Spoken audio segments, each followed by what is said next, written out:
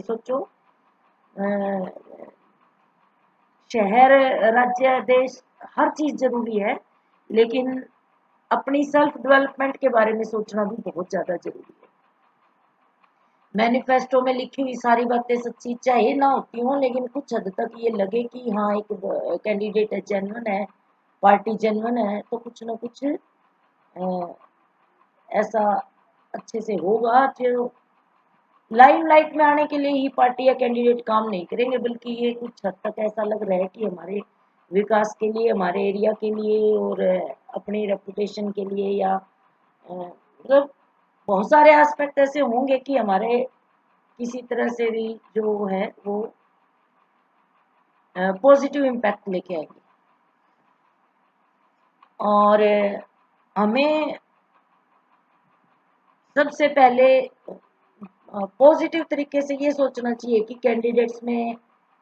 Plus point कौन से हैं, पार्टी में प्लस पॉइंट कौन से हैं, और फिर कंपैरिजन करना चाहिए। स्कैम हो गया, घोटाले हो गए, कुछ गड़बड़ होगी पार्टियों में, कैंडिडेट्स में, ठीक है, ये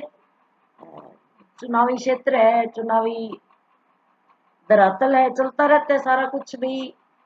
आपस में डिस्कशन भी होती है, स्कैम भी होते हैं, खबरें भी आती हैं, उसमें से कुछ कह सकते हैं कि 100% से सच्चाई ना हो, लेकिन कुछ हद तक सच्चाई होती है। लेकिन इन सब की डिस्कशन करने में एक आम आदमी को अपना कीमती वक्त बहुत ज्यादा जाया नहीं करना चाहिए।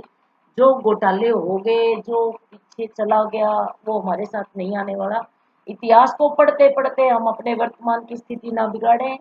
भविष्य के बारे में कम टाइम ना बचाए, बल्कि एक सोच समझ के भविष्य के लिए और विकास के लिए ज्यादा सोचें। मैं ये नहीं कहती कि कैंडिडेट्स के बारे में बिल्कुल इग्नोर कर दें, या पार्टीज को बेसिक बेसिक चीज जो हमारे लिए जरूरी है जाननी वो हम जाने, और उसके बाद फिर है हमारा ज्यादा जोर ये होना चाहिए कि विकास के लिए क्या होगा, भविष्य में क्या होगा, कैसा यूथ के लिए सोचा जाएगा, कैसे जॉब एजुकेशन क्लियर होगी, जैसे फाइनेंस सेक्टर में क्या इम्प्रूवमेंट होगा, मैनिफेस्टो देख के भी। और कुछ पार्टियां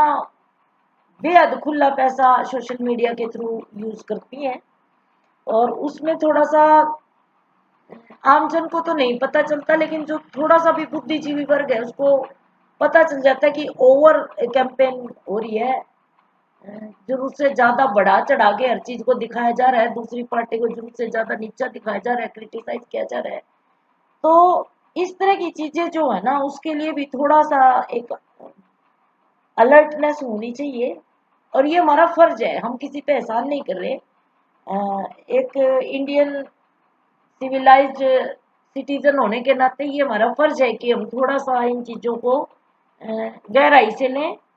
बहुत ज्यादा अगर अपना वक्त ना दे सकें तो कुछ एक बेसिक वक्त जो है वो इन चीजों को दिया जाए, ताकि डिस्कशन करने के बाद और सोच समझने के बाद अगर हम थोड़ा टाइम ज्यादा भी स्पेंड कर देते हैं, और बाकी काम अगर हम प्रायोरिटी के हिसाब से कुछ कम ज्यादा एडजस्ट कर लेते हैं, तो कोई बुराई नहीं है।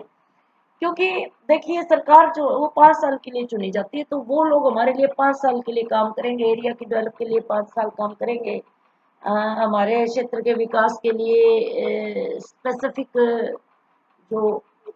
ओवरऑल डेवलपमेंट अलग चीज है, स्पेसिफिक विकास के लिए भी होता है कि किसी एरिया में कोई प्रॉब्लम है स्पेसिफिक, किसी में कोई है, तो वो उसके लिए काम करेंगे। प्लस अगर सरकारों में 5 साल ना चल पाने के कारण बीच में कुछ गड़बड़ होती है, कुछ बर्खास्त किया जाता है सरकारें सरकूरे या कुछ मेंबर, तो वो भी एक आम जन पे ही आप मान के चलिए कि बोझ है। दोबारा से इलेक्शन होना, दोबारा से बहुमत साबित करना, दोबारा से उठा पटक एमएलए एमपी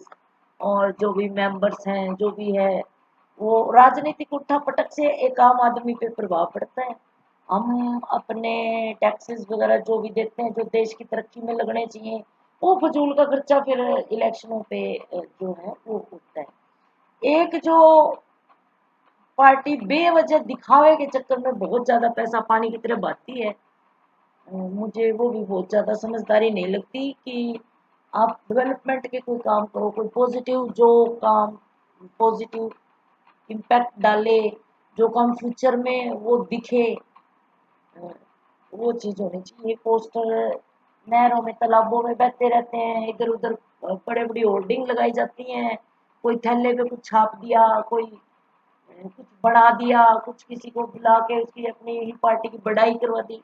इस तरह की चीजें जो है ना, हम 21वीं सदी में जा चुके हैं और इस तरह की बनावटी चीजों के लिए हमारे पास जगह नहीं होनी चाहिए। 18 साल का जो यूथ है जिसका वोट बना है, वो तो मैं ये मान के चलती हूँ कि कम से कम 12वीं पास हर कोई है,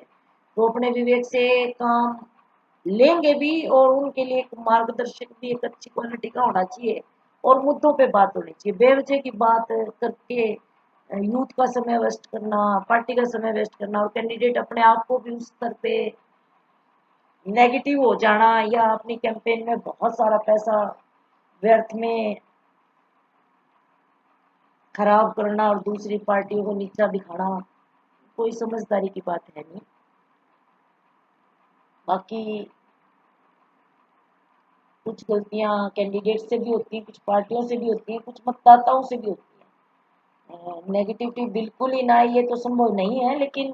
फिर भी कुछ हद तक पॉजिटिव सोच के डिस्कशन करके हम लोग अ, कुछ तो अच्छा सा एक कदम बढ़ा सकते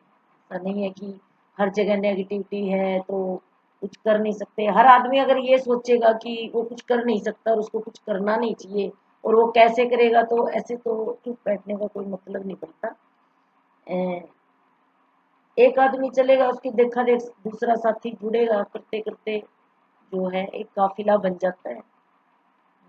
पॉजिटिव सोच के साथ